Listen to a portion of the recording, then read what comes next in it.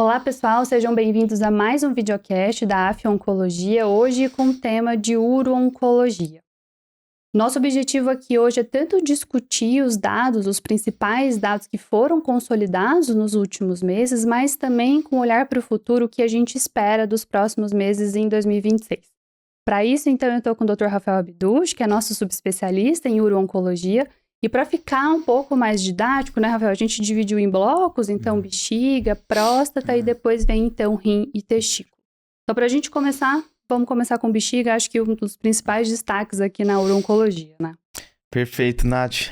Bexiga tem sido, né, o que mais chama atenção, não só nos últimos congressos, mas nos últimos anos, né, desde o advento aí da quimioterapia, dos ADCs, né, que tem brilhado tanto, né, pro carcinoma urotelial, e esse ano já começa animado também, né? A gente teve aí no último mês o press release do estudo EV304, né? Para quem não está habituado, o press release é quando a indústria, né, disponibiliza os resultados preliminares e já mostraram que o estudo veio positivo para os seus endpoints primários, que é basicamente, né, sobrevida livre de doença e sobrevida global, né? Então eles já mostraram que o estudo tende a ser positivo e então deve ser apresentado aí nos próximos dias, semanas, né, nos congressos, e estamos bem animados, né? Vai ser mais um tratamento que deve revolucionar o tratamento perioperatório, né? A gente já tinha o EV303 no ano passado, que mostrou pela primeira vez que enfortumab vedotin mais pembrolizumab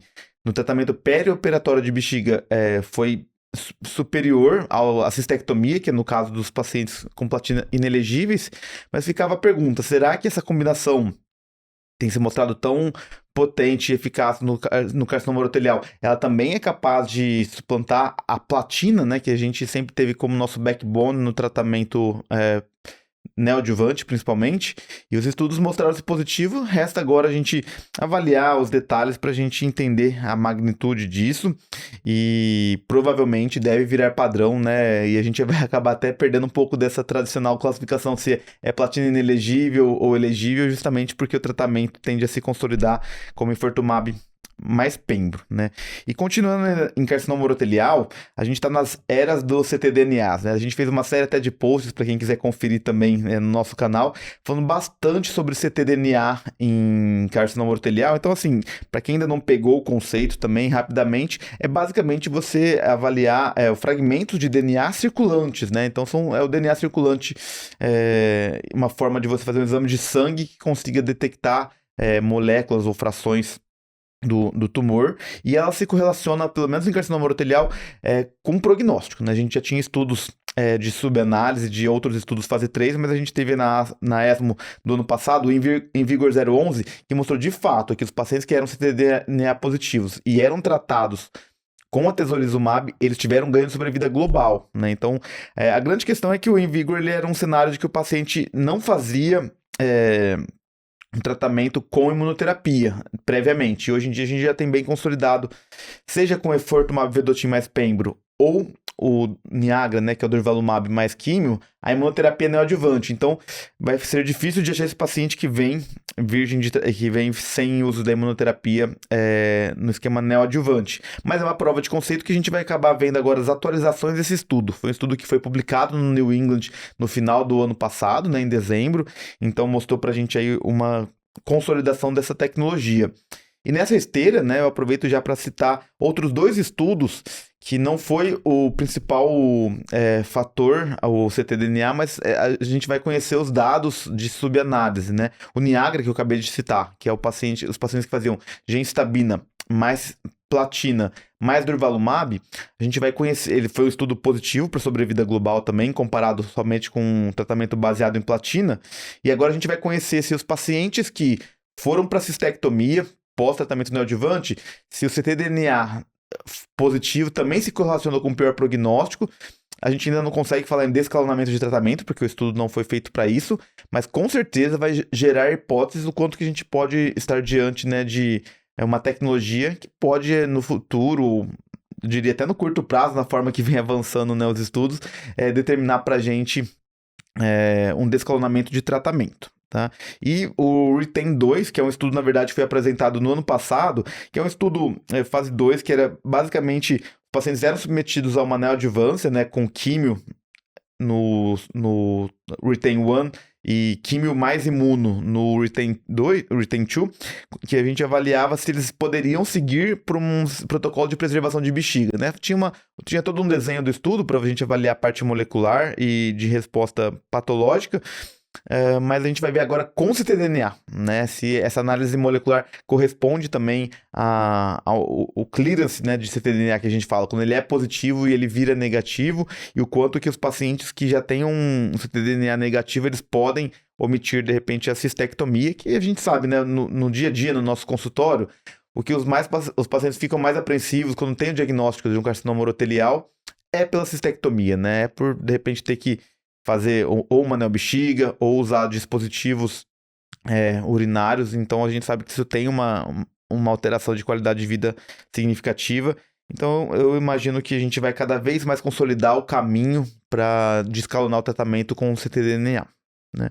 Quando a gente vai agora para o carcinoma urotelial não músculo invasivo, alguns estudos para citar que devem ser atores aí ao longo do ano, e inclusive na ASCO-GU 2026, que é como a gente abre o nosso ano na uro-oncologia, a gente tem o Sunrise 2, né, que é a molécula TAR-200, não sei se muitos já estão habituados ou não, mas ela já vem sendo apresentada em uma série de congressos como uma molécula, um dispositivo intravesical que ele libera a gencitabina de forma gradual, de uma forma muito mais eficaz do que simplesmente a quimioterapia, e ele tem sido usado com combinações. No caso do Sunrise 2, vai ser uma combinação do TAR-200 com Cetrelimab, que é um anti-PD-1, e versus o tratamento padrão, no caso da BCG não responsiva, que pode ser a cistectomia, né, ou pode ser mesmo o anti-PD-1, dependendo do risco do paciente. Então, moléculas novas aparecendo, né, novos conceitos que a gente vai ter que... Os fase 2 vão... no inglês eles falam paving the way, né? A gente vai construindo um caminho para a gente chegar aí no melhor tratamento para esses pacientes refratários. E ainda no carcinoma músculo invasivo, não músculo invasivo, perdão, a gente tem um estudo que eu achei interessante para selecionar para nossa conversa, que é o estudo The Prime, né? Que é o SWOG 1602, ele faz uma comparação de cepas de BCG, né? A gente está acostumado, quem faz uro-oncologia, o grande número de pacientes no dia a dia são pacientes, né, com carcinoma não músculo invasivo, então a gente tem que ter mão também de BCG e a diferença entre as cepas. A gente tem algumas cepas específicas no Brasil que não são as que vão ser comparadas nesse estudo americano, que ele vai comparar a cepa americana com a cepa japonesa, mas é um estudo que mostra um conceito para a gente avaliar se tem diferenças significativas entre as cepas, e eles também vão fazer uma estratégia de priming, que na verdade no Brasil é o que a gente já tem, que eles vão vacinar os pacientes para BCG, né, com a vacina intradérmica, e depois aplicar de forma intravesical para avaliar se isso tem alguma resposta diferente. A gente vê na prática que nossos pacientes, né, brasileiros, eles costumam ter mais toxicidade, né, e um pouco disso pode ser responsabilidade da vacina que todos nós recebemos, mas o estudo vai clarear um pouco isso para a gente também, né? Se é uma questão de cepa, uma questão de vacinação e a diferença entre elas, né? E, por último, nesse bloco ainda, né, eu queria relembrar do estudo que foi também um dos principais estudos apresentados na ESMO 2025, que foi o estudo com Dizitamab e Vedotin, né? Foi quando a gente foi apresentado essa nova molécula, que é também um ADC anti-HER2. A gente está muito acostumado com os estudos contra trastuzumab deruxtecan, mas essa nova molécula chinesa, ela mostrou resultados bem significativos, né? Um hazard ratio menor que 0,6, né? Que é um patamar bem importante que muitas vezes muda a conduta. Então a gente vai ver atualizações desse estudo agora no carcinoma urotelial avançado, HER2 positivo. Tá? E também subanálises são sempre bem-vindas para a gente selecionar melhor o tratamento para cada paciente nosso. Perfeito, Rafa. Eu acho que voltando, né, no grande estudo aqui de bexiga dos últimos tempos, que é o EV304, né? Qual seria aqui a magnitude do ganho em sobrevida global para a gente considerar esse como realmente o novo padrão no cenário desses pacientes? Perfeito, Nath. A gente sempre fala, né, que quando sai o press release, vamos ver os dados, né? Vamos aguardar a publicação, aguardar a apresentação do resultado. E é um dos principais fatores que a gente quer ver, a magnitude do ganho, né? A gente está acostumado principalmente nos últimos congressos, né, em pulmão, em mama, vendo aquelas curvas se de fato abrindo bastante, e em bexiga agora foi a nossa vez. Assim, nem sempre o número, né, a gente não tem números, fala assim, um hazard ratio melhor que 0,7, com certeza é muito mais significativo, mas assim, com certeza, né, o EV303 mostrou um hazard ratio para EFS de 0,40, né, ou seja, 60% de redução. Hazard ratio nessa magnitude, né, ou seja, melhor que 0,7, que 0,6, com certeza chamam muito atenção. Ainda mais quando a gente compara com um braço muito ativo, que é a quimioterapia baseada em platina, mesmo se a gente tiver magnitudes assim, melhor que 0,8, eu acredito que já muda a conduta se ele for estatisticamente significativo. Porque é um tratamento muito ativo, diferente quando a gente faz tratamentos que a gente questiona o braço controle. No caso, não. É um braço controle bem apropriado e bem ativo, tá? Então, estamos animados para ver a magnitude desse ganho de fato, né? Perfeito. Então, a gente finaliza aqui a transmissão no YouTube. A gente agradece vocês pela presença e a gente vai continuar, então, no segundo e no terceiro bloco, agora diretamente da nossa plataforma, né, na AFIA Oncologia.